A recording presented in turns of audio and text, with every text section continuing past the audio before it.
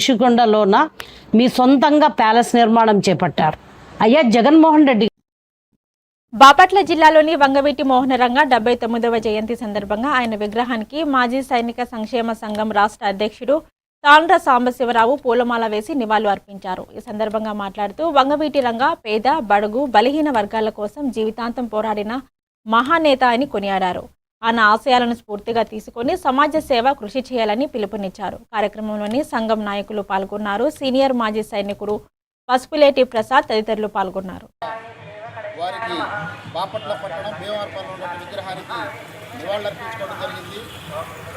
వంగవీటి మోహన్ రంగ గారు మరి అనునిత్యం పేదల మధ్య, దళితుల మధ్య, బడుగు బలహీన వర్గాల వారి మధ్య మరి మెలుగుతూ వారి అభివృద్ధి కోసం ఎంతో మరి కృషి చేసినటువంటి మహానాయకుడు వంగవీటి మోహన్ రంగ గారు. మరి పేదల కోసం, పేదల అభివృద్ధి కోసం, దళితుల కోసం మరి అందరి ఆశాజ్యోతిగా మెలుగుతూ వారి యొక్క అభివృద్ధికి పాటుపడుతూ మరి పేద, బడుగు, బలహీన వర్గాల వారికి మరి ఇళ్ల స్థలాలు ఇవ్వాలనేటటువంటి విషయం మీద మరి వారు నిరాహార దీక్ష చేస్తూ ఉండగా మరి అతి దారుణంగా మరి వారిని మరి హత్య చేయడం చాలా హేయమైన చర్య.